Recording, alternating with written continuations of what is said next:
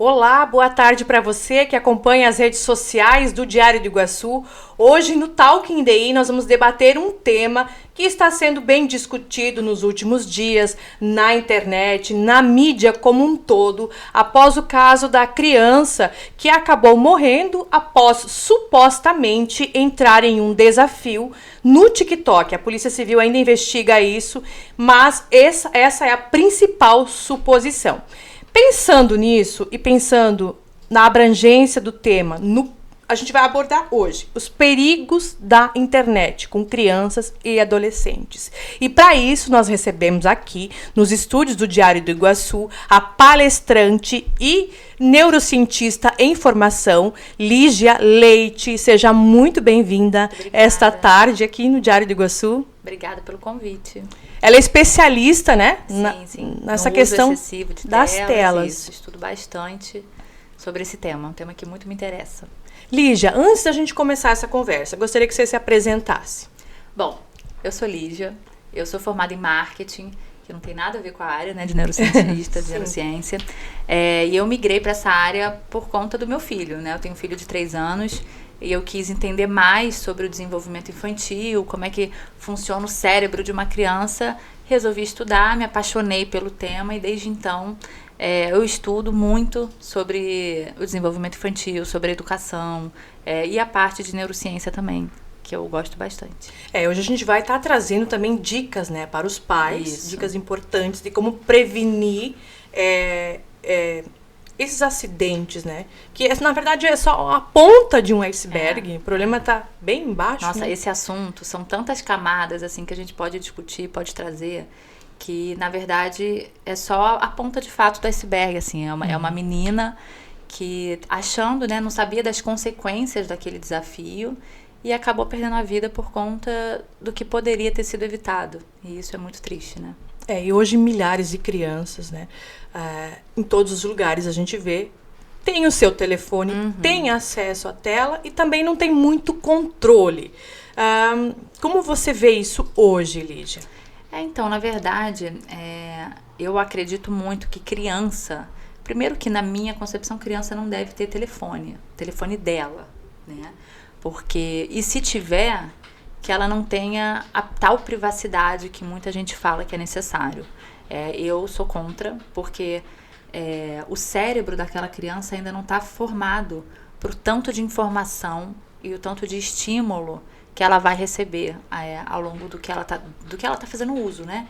Então é muito importante que o pai e a mãe sempre esteja atento ao que ela está vendo, investigue onde ela está pesquisando, lembrando que os jovens, eles não pesquisam como a gente, que, né, somos velhos. Ele pesquisa no TikTok, ele não vai para o Google. Não adianta você pegar o telefone do seu filho e ir no Google ver o que ele está pesquisando, que ele não vai pesquisar por lá.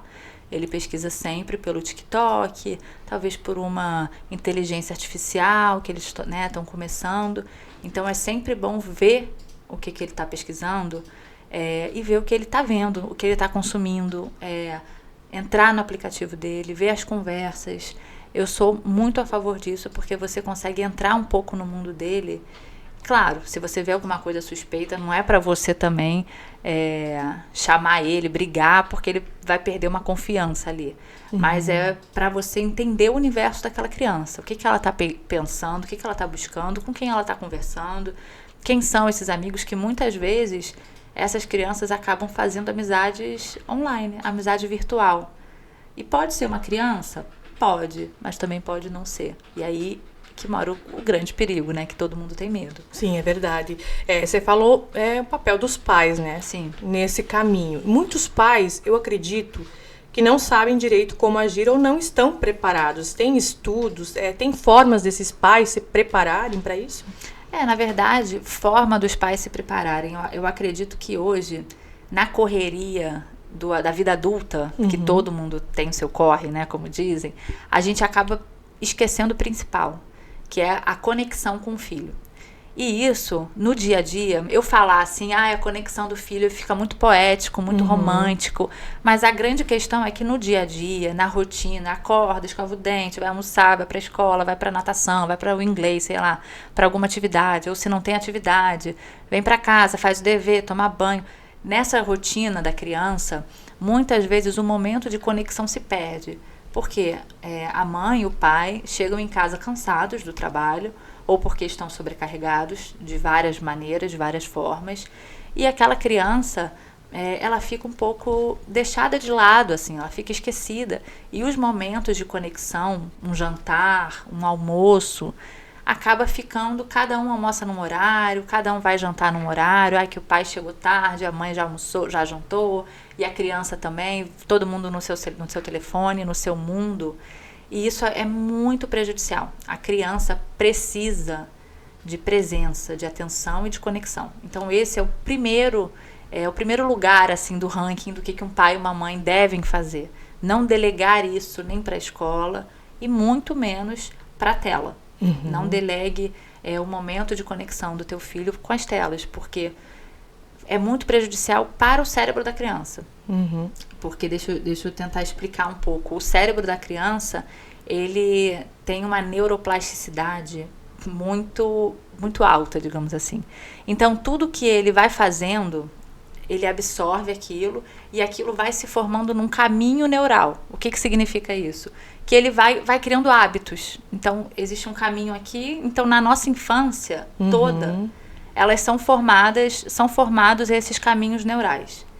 E aí, se a criança está na rua, está brincando, está se sujando, está fazendo amigo, até fazer amigo criança, né, desconhecido, é importante para você ver como é que ela se comporta no meio de estranhos, assim, né, de crianças brincando, como é que ela chega e tal. É importante para o desenvolvimento da criança. E aí isso vai trazendo caminhos neurais que vai se construindo ao longo da vida. Quando chega na fase adulta, eles já estão elaborados, né? O caminho neural já está elaborado para aquele adulto. Só que, quando a criança fica na tela, ela perde muito o movimento, a interação, o olho no olho. E o que ela recebe são estímulos muito fortes. Então, música, cor, movimento, tudo muito rápido. E se ela não gosta, ela passa. Então, ela tem tudo que ela gosta, na hora que ela quer, no momento que ela quer, e é tudo muito rápido. Então, os caminhos neurais que estão se formando para essa criança de impaciência, de irritabilidade, de ter tudo aquilo que quer na hora que quer. E isso acaba transformar essa criança num adulto totalmente disfuncional. Assim, eu digo, né, que eu não demonizo, não dê de forma nenhuma, mas dê de maneira moderada e saiba o que você está dando, né? É o que eu costumo falar, pai e mãe precisam ter consciência do que ele está dando, que aí a escolha é dele. Eu vou dar 1 horinha por dia. Meu filho, por exemplo, ele vê televisão, vê 40 minutinhos por dia. Depois do banho ali, para eu preparar o almoço, ele vê ali na sala, eu vejo o que ele está vendo e pronto. Agora, quando você dá um tablet na mão da criança, um celular, e a criança tem livre acesso, aí eu acho que os pais precisam estabelecer algumas regras, né? Que é o que eu faria na minha casa. Então, por exemplo, hora de usar, tem hora marcada, hora determinada. Quer falar com o teu amiguinho, quer ter WhatsApp, quer ter Instagram, então você tem, 30 minutos para conversar com eles no seu celular. Toma aqui. O celular vai ficar com a mamãe. Na escola já não pode levar, então graças a Deus. Já é um avanço. Já é um grande avanço. Então chegou em casa, depois que você fizer a sua lição, tomar banho, um pouquinho antes do jantar, toma aqui. Conversa com teus amigos, responde quem você tem que responder e acabou. Depois desse tempo, pega a mãe, o pai e fica com eles. Não vai levar para o quarto, porque muitos adolescentes e pré-adolescentes levam para o quarto. Ou tem computador no quarto, aqueles jogos, né, que bota aquele fone e fica jogando de atirar, é uma loucura. E também é bem prejudicial, né? Então, estabelecer limites de tempo de uso. O celular é da mãe, a criança precisa, mesmo que seja dela, que dei de presente. Não, o celular é da mãe. Tem que me pedir para usar. E eu tenho que deixar, porque às vezes vai pedir numa hora que não é para fazer. Não fez o dever. Então, assim, estabelecer regras dentro de casa. E uma coisa que ajuda muito é estabelecer rotina. Eu costumo brincar que lá em casa é quase um quartel. Tem rotina para tudo. Tal hora toma banho, tal hora almoça, tal hora assim. É bem assim. Porque isso ajuda a 2 coisas no cérebro da criança. Primeiro, previsibilidade. Então, a criança sabe o que espera. Então, se a criança pedir televisão, ou tablet, ou telefone 7 horas da manhã, ele sabe que não é a hora dele usar. E isso vai gerando uma criança e, por consequência, um adulto seguro. Um adulto seguro, exatamente. Então, se ele pedir, mãe, eu quero meu tablet. Mas, peraí, filho, então você está tomando café ainda, não está na hora. Você só vê teu tablet depois do dever, lembra? Aí ele vai, é verdade. Então, criar rotina. Eu faço muito, algumas vezes, né, com algumas amigas, com algumas seguidoras que me pedem, eu estabeleço como é que é a rotina na sua casa. E assim, 98% dos casos... Não tem rotina. Não tem rotina. Então, quando não tem rotina, a criança já fica irritada. Porque a criança precisa de ter uma rotina previsível. Então, a criança já fica irritada. Aí a criança pede o tablet porque está entediada. Sempre. Lígia, e essa questão de ter uma rotina, isso também é um assunto relativamente novo. É bem novo. Porque antigamente não tinha isso, exatamente, né? Enquanto você falava, eu me vi lá quando eu era criança, eu não tinha uma rotina. E por consequência, a gente vai, quando a gente se torna pais, a gente vai fazer aquilo que a gente aprendeu. Sim, a gente vai pegar o nosso baú, né, isso, de acesso. E vai reproduzir aquilo. E se a gente não tem, é mais difícil começar do zero, né? E hoje a gente vê casos de crianças já bem formadas, na faixa etária aí dos 8, 9 anos. Ela já está bem formada, né? Já. Que aí o que eu falo, né? Que o córtex pré-frontal, que é onde toma decisão, onde regula a emoção. Ainda não. E é um bebê, só vai ficar pronto lá pros 25. Então... Dá pra fazer muita coisa até esse período, então. Coisa, eles não têm a menor condição de regular as emoções dele. Então, quando uma criança dessa idade tá brava, tá muito brava, tá triste, tá muito triste. Por isso que os adolescentes são esse acontecimento, né? Que quando tem uma coisa, uma frustração, é gritaria, é choro, bate porta. Não tem, assim... Não dá. É porque eles não têm realmente referência, embasamento deles para poder regular as emoções. E aí que tá o perigo, que você dá um tablet, uma tela, que tá falando com não sei quem, que tá fazendo não sei o quê, para uma pessoinha, né, que tá se formando, que não tem como regular as emoções, não tem discernimento ainda, neurológico mesmo, para tomar decisões, para entender, ter a malícia. A malícia é uma coisa que a gente ganha também, né, cerebral, mas também com a idade. Eles não têm. Acham que todo mundo é gente boa, não vai acontecer nada comigo, imagina. Aí você fala, não, meu filho, a gente já viu muita coisa acontecer. Então, eu acho que a rotina é fundamental. Eu tenho uma conhecida minha, uma seguidora, que ela me mandou falando que o filho dela de 9 anos estava viciado num jogo, Fortnite, se eu não me engano. E ele jogava de 4 a 6 horas por dia esse jogo. Aí eu falei, não, como é que é a rotina? Não tem, ele só tem inglês tal dia. Aí eu falei, então senta aqui, vamos montar a rotina pra ele? E faz. Tipo assim, filho, a partir de hoje, vamos ter uma rotina pra você. Que isso vai te ajudar, vai ajudar a mamãe, vai organizar a casa, vai organizar a minha cabeça, eu acho que é melhor pra gente. E ponto. E não esquecer que a gente que é a mãe, a gente que é o pai, sabe? Não deixa teu filho mandar, porque muitas vezes a gente... Essa mesma mulher me trouxe assim, mas meu filho vai gritar muito, vai chorar. Cara, você é a mãe, deixa gritar, deixa chorar, não faz mal. Quantas vezes a gente já deixa chorou, ele extravasar? Extravasa. Igual meu filho tem 3 anos. Quer chorar? Vem cá. Quer chorar no colo da mamãe ou quer chorar deitado no chão? Ele sempre escolhe meu colo. Então vem cá, chora aqui, mas não, acabou. Então, mostrar também que existe essa autoridade, né? Porque eu vejo muito pai, muita mãe que não quer, mas tadinho, ele vai ficar frustrado. Gente, tem que ficar frustrado, é assim que começa, porque é assim que começa a educação, porque ele vai aprender a lidar com as emoções, com as experiências, e se ele não tem experiência de frustração, imagina quando chegar na vida adulta e a vida... E será que a gente não tá uma geração, assim, muito de pais, tadinho? Tá, muito de pais, muito, isso a gente vê não só relacionado às telas, né, relacionado à escola também. A gente vê muitas escolas tendo que falar com os pais com muita cautela, muito mais do que antigamente, né? Antigamente, por exemplo, quando minha mãe era chamada na escola, ela acreditava na escola, e os dois, né, ali juntos faziam um trabalho com o aluno, né, com a criança, adolescente. E hoje em dia não, hoje em dia os pais ficam aborrecidos se chama a atenção do filho, não gostam do filho tirar nota baixa, vai tirar satisfação na escola. Então já tá uma coisa muito complicada mesmo, né, de se educar e de pontuar algumas coisas. A gente não está deixando nosso filho se frustrar. E isso é fundamental para a vida, para o ser humano. A gente não deixa nem se frustrar e nem brincar. Porque a gente acha que não quero que se machuque, não quero que quebre nada, não quero que vai ficar em casa, toma aqui um tablet. E aí que tá o problema e o perigo, né? Hoje, o maior perigo, o maior crime que as crianças elas têm acesso, crianças e adolescentes, é em alguma rede específica ou não? Eu acho que não. Assim, é porque as redes, o que acontece? Quando a criança vai, por exemplo, no TikTok, né, que é que eles mais acessam, e eles começam a pesquisar assuntos polêmicos ou começam a interagir, tipo, eu me sinto assim também tão triste, igual esse vídeo tá me mandando, dá um like ou comenta.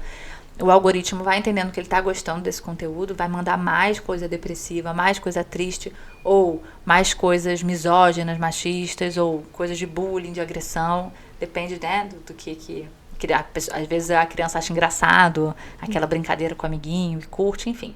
E aí, tem grupos, né, digamos assim, que eles se formam em comunidade. E aí levam para um outro aplicativo, né, que normalmente é o Discord, é o Telegram. E aí essas crianças vão para outro aplicativo, porque lá eles se sentem parte do grupo. Coisa que muitas vezes é o que a gente estava conversando, falta dentro de casa.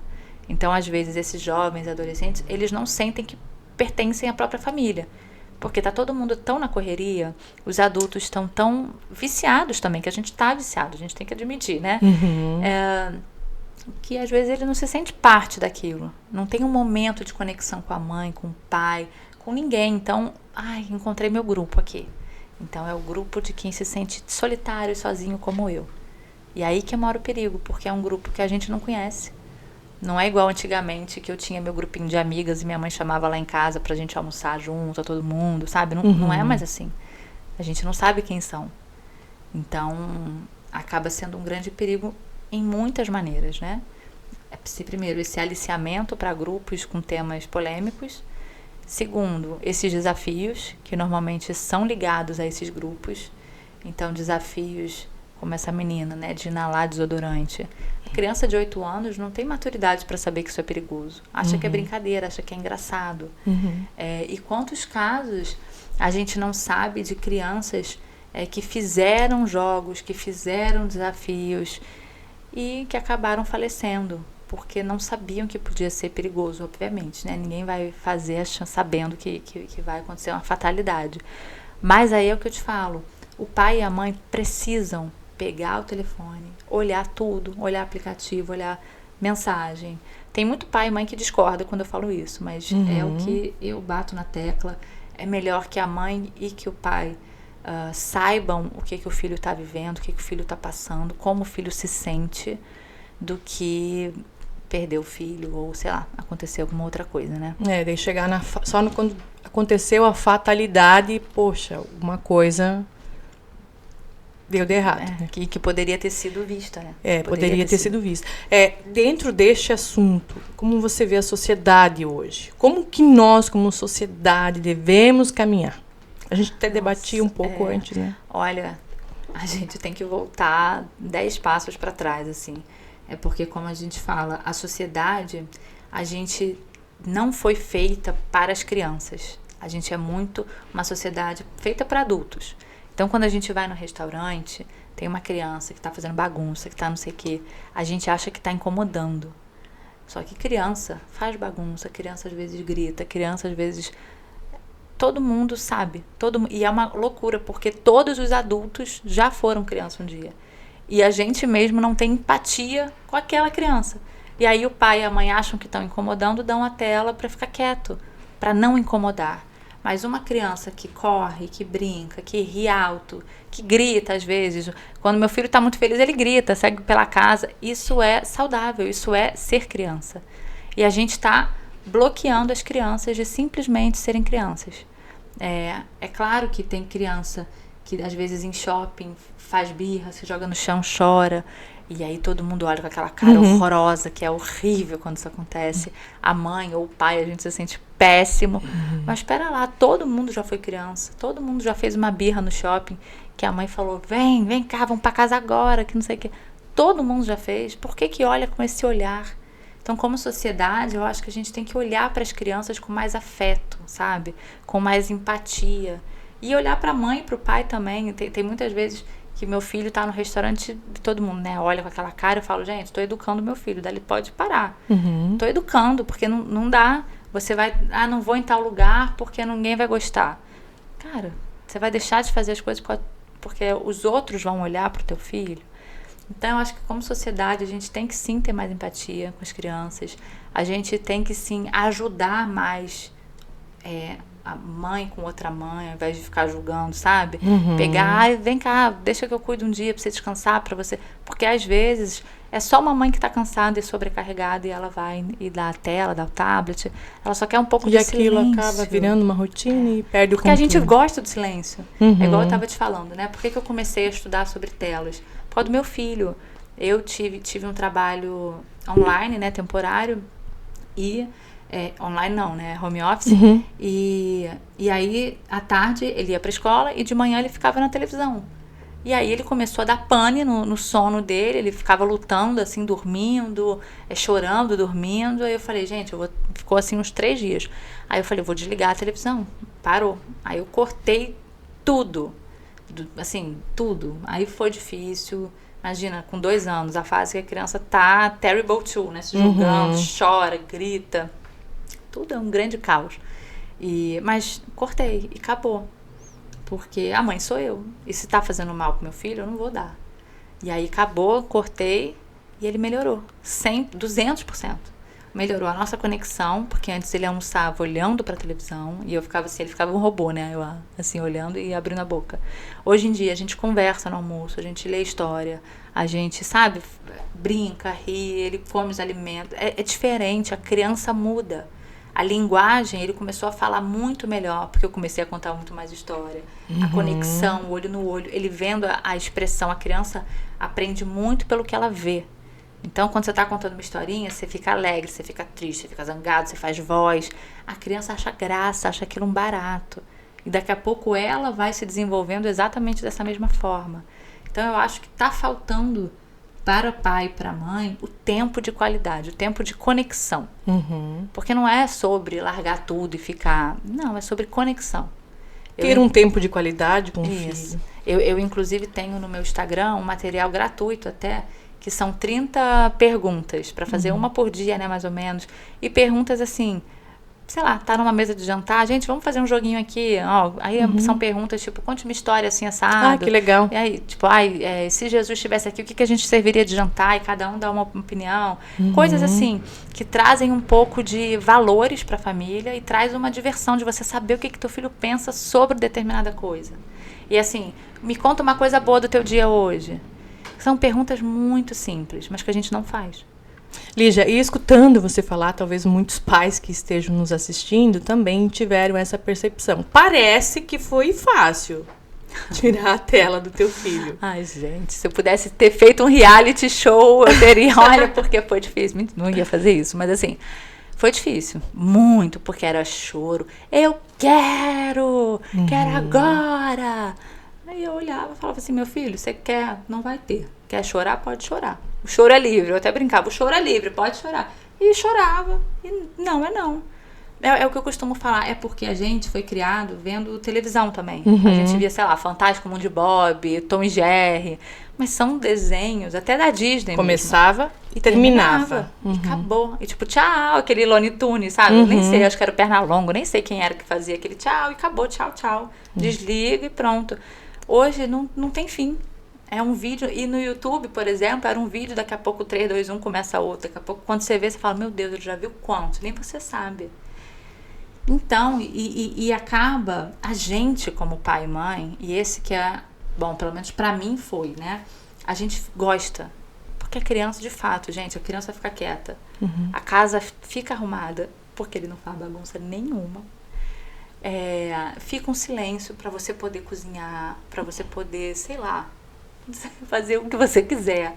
Então, assim, às vezes, a mãe que está sobrecarregada só quer um pouquinho de paz. Só que esse pouquinho vicia. Então, você fala, vou dar meia horinha, daqui a pouco você dá 1 hora. Daqui a pouco você dá 2. Daqui a pouco você deixa igual essa moça que veio falar comigo no Instagram. 4 horas, 5 horas por dia jogando videogame, no quarto. Ele tem 9 anos. Isso que tem muitos pais que não dão conta, né? Que passa. Passa o tempo e não dou conta. Passa o tempo e não dão conta. Mas, Lígia, esse assunto nós teríamos muito tempo para falar, né? Mas a gente já precisa finalizar por aqui. Gente, esse assunto dá muito pano pra manga. Então, assim, se eu pudesse dar uma dica pro pai e pra mãe, seria olha pro teu filho, cria essa conexão pro teu filho, pergunte, se interesse por aquilo que ele se interessa, mesmo que seja assunto chato, mas se interessa, sabe? Porque muitas vezes eu percebo muito isso, a criança se sente fora, assim, como um peixe fora d'água, no mundo dos adultos, na correria. Peraí, filho, eu tô aqui trabalhando. Peraí, filho. Não, peraí, trabalho? Vem, filho, o que é? Sabe? Eu acho que falta um pouco isso. E isso parece ser óbvio falando, mas a gente sabe que não é.